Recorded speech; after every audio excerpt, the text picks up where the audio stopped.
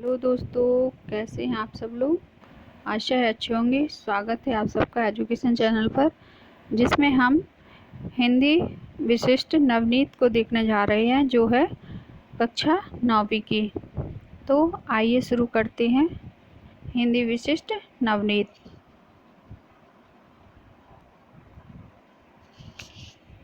पिछली वीडियो में हमने अलंकार तक देख लिया था। आगे की वीडियो में हम छंद को देखेंगे। कविता के स्वरूप को हम इस वीडियो के माध्यम से देख रहे हैं। तो आइए शुरू करते हैं कि छंद क्या है, किसे कहते हैं और कविता में इसका क्या प्रयोग किया जाता है। कविता के शाब्दिक अनुशासन का नाम छंद है। तो कविता में जो शब्दों का अनुशासन होता है कि कौन सा शब्द कहाँ पर कविता में कहाँ आएगा, उसे हम छंद कहते हैं।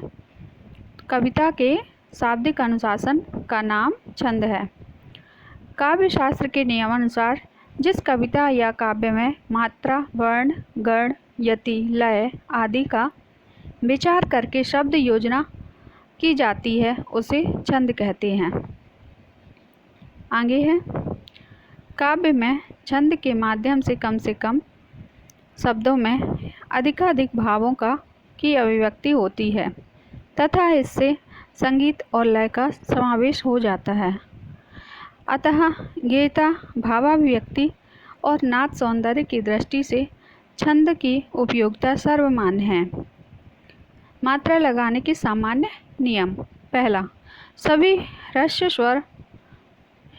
स्वरों को और उनके योग से उच्चारित वर्णों का पर लघु मात्रा लगती है।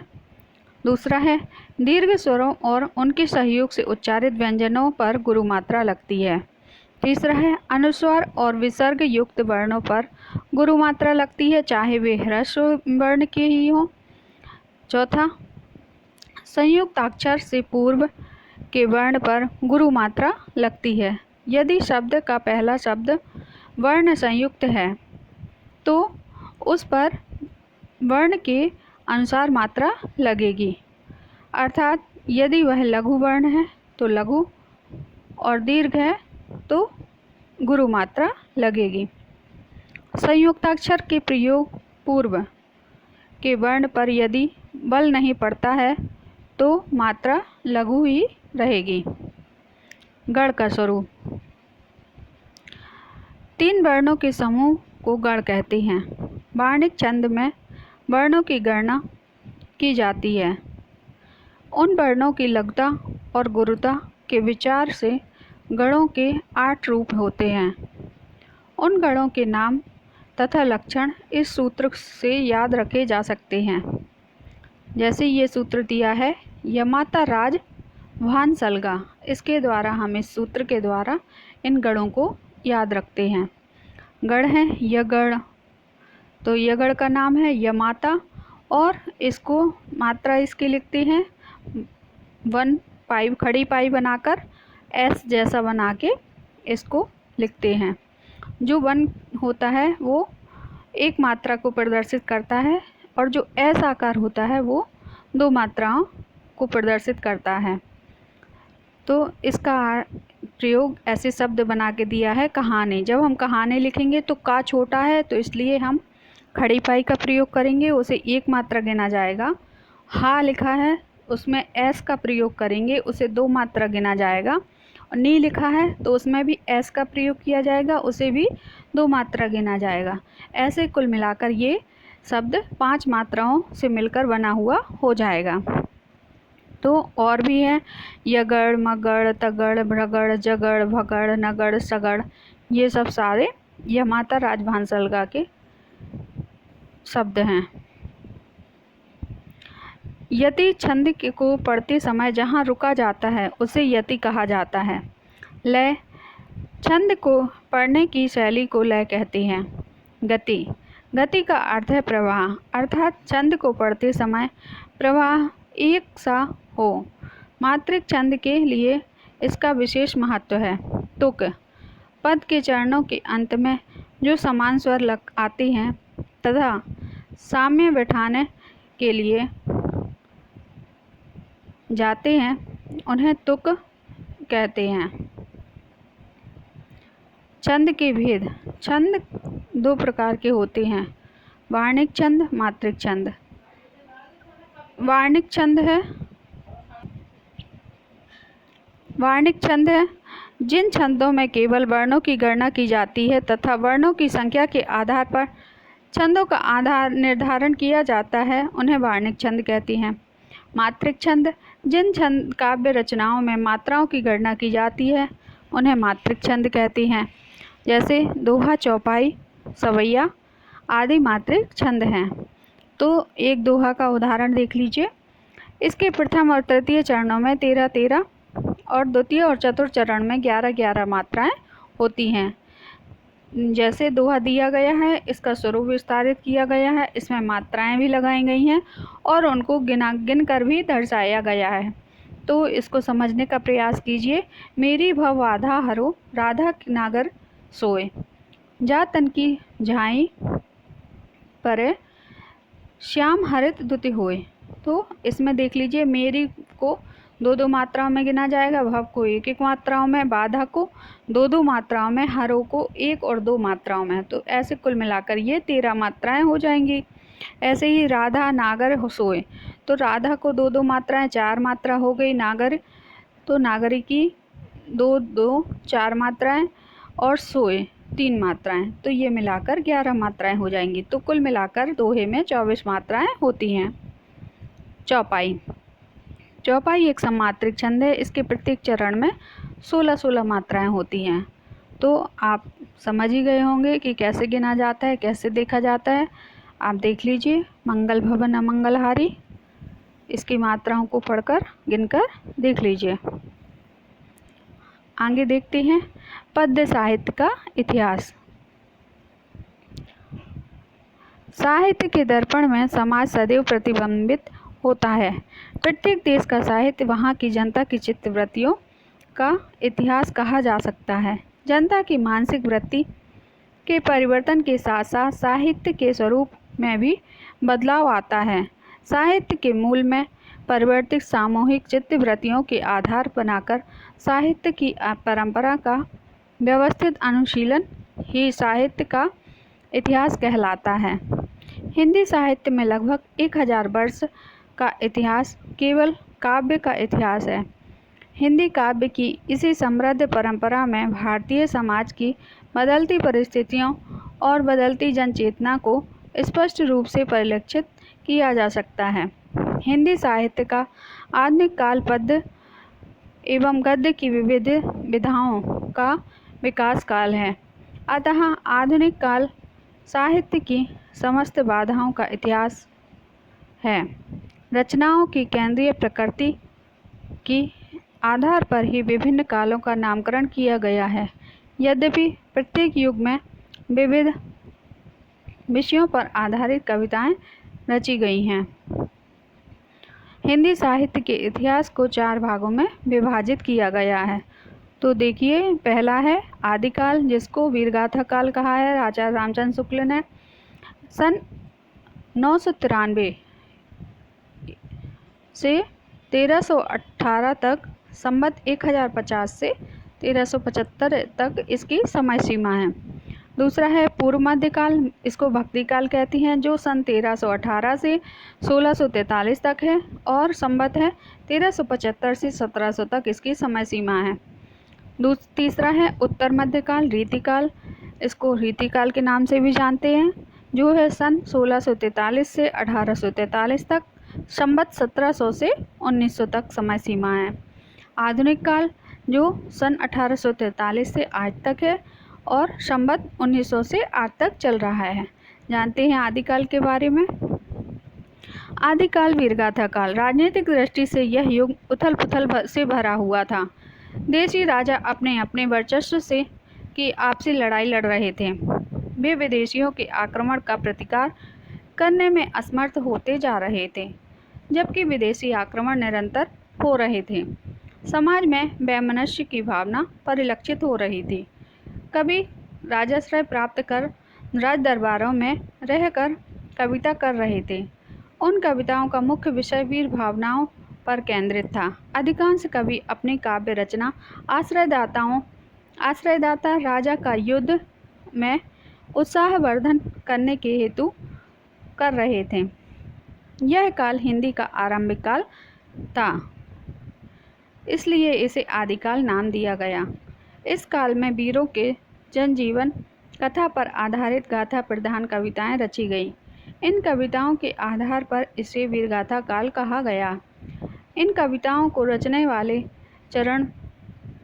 चारण और भाट हुआ करते थे। पहले कवियों को चारण और भाट कहते थे। ये आश्रयदाताओं की स्तुति और उनके यश का गायन अपनी कविताओं में करते थे, इसलिए इस काल को चारण काल भी कहा जाता है। इस युग में प्रकृति और अपभ्रंश में भी कविताएं रची गईं। प्राकृत भाषा में और अपभ्रंश भाषा में रचनाएं रची गईं, इसलिए इसे अपभ्रंश काल की संज्ञा दी गई। इस युग की प्रमुख प्रवृत्तियां वीर रस की प्रधानता, युद्धों का सजीव चित्रण, आश्रयदाताओं की प्रशंसा एवं उनका यशगान, ऐतिहासिक घटनाओं का चित्रण, इतिहास के साथ कल्पना का संयोग, ऐतिहासिक तथ्य गौण, श्रृंगार एवं अन्य रसों का भी समावेश, प्राकृत, अपभ्रंश, डिंगल एवं पिंगल का भाषा का प्रयोग। आदिकाल के प्रमुख कवि एवं उनके द्वारा रचित ग्रंथ इस प्रकार हैं, जैसे चंद्रबरदाई किसके द्वारा लिखा गया? पृथ्वीराज रासो के द्वारा। नरपतिनार विशल देव रासो द्वारा। जगनिक परमाल रासो आलाखंड।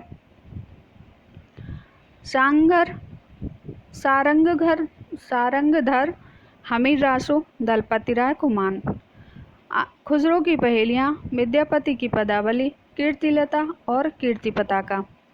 सिद्ध साहित्य और नाथ साहित्य तथा जैन साहित्य भी इस युग के अमूल्य देन हैं। यह काल तत्कालीन इतिहास, सभ्यता और संस्कृति का परिचय कराता है। आदिकाल यह संदेश भी देता है कि युद्ध लोकहित के लिए और लोक रक्षा के लिए ही उचित हैं। भक्ति काव्य। भक्ति काल तक आते आते राजाओं की शक्ति क्षीण हो चुकी। भारत पर मुगल सेना स्थापित हो गया था। राजनीतिक, सांस्कृतिक, सामाजिक और धार्मिक सभी क्षेत्रों में संकट के बादल गिरने लगे थे। इस अवस्था से देश के समाज को उबारने के लिए संतों और कवियों को ईश्वर ही एकमात्र आलंबर दिखाई दिए। वीरता और श्रृंगार को छोड़कर कविता भक्ति, शरणागति और राष्ट्रीयता की ओर उन्मुख हो गई।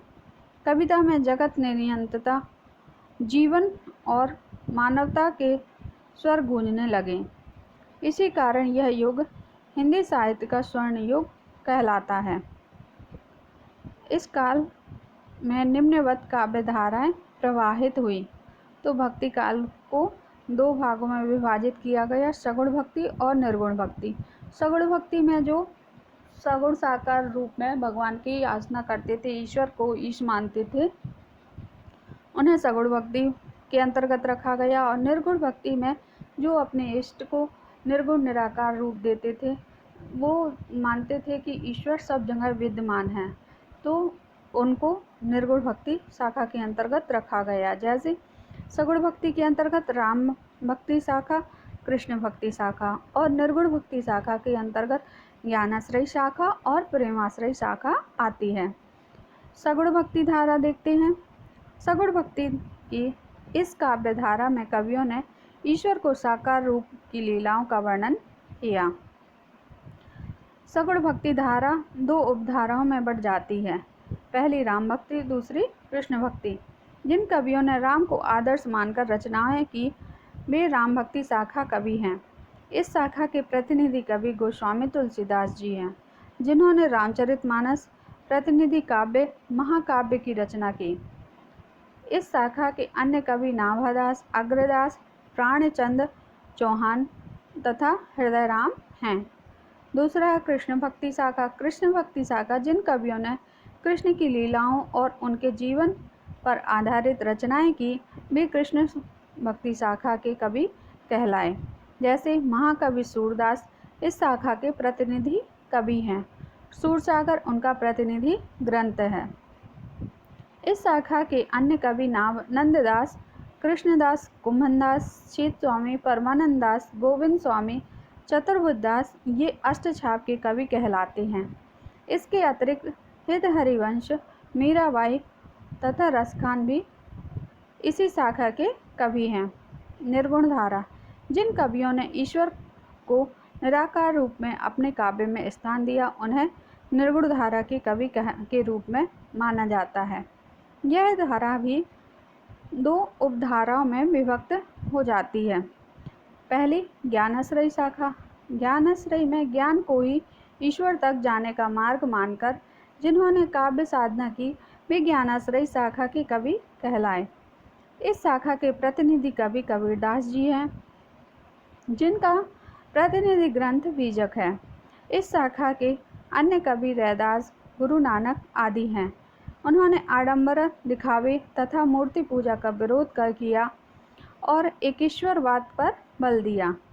प्रेमाश्रयी शाखा, जिन्होंने प्रेम के माध्यम से ईश्वर तक पहुंचने का मार्ग खोलना चाहा है, वे कवि प्रेमाश्रयी शाखा के अंतर्गत परिणत होते हैं। इस शाखा के प्रतिनिधि कवि मलिक मोहम्मद जायसी जी हैं। उनका प्रतिनिधि महाकाव्य पद्मावत है। वे सूफी दर्शन से प्रभावित रहे। इस शाखा के अन्य कवि मंझन, कुतुबन, शेख नबी, उस्मान आदि हैं।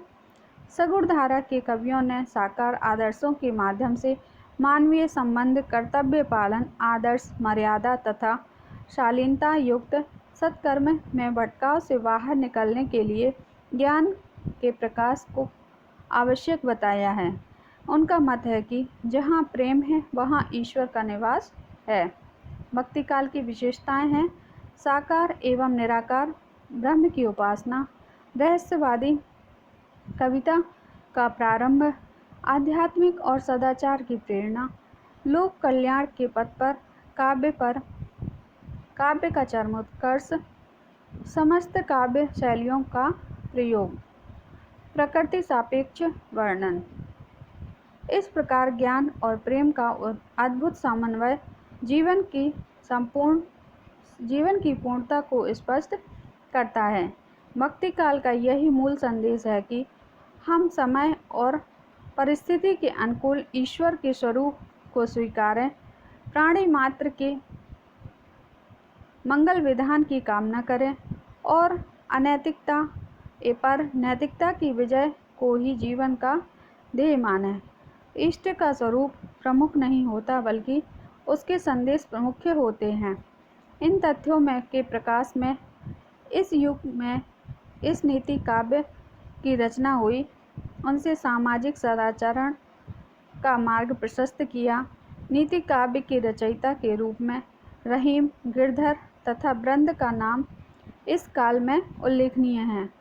उत्कृष्ट साहित्य लेखन, समाज सुधार, सामाजिक समरसता आदि के कारण ही भक्ति काल को स्वर्ण युग का नाम दिया गया है। अब यहाँ से ये पाठ शुरू होता है, तो हम यहीं अपनी वीडियो को समाप्त करते हैं और आगे की वीडियो में देखेंगे भक्ति काल के इस पाठ को जो रैदास जी द्वारा लिखा गया है। अभी हम यहाँ अपने वीडियो को समाप्त करते हैं। धन्यवाद।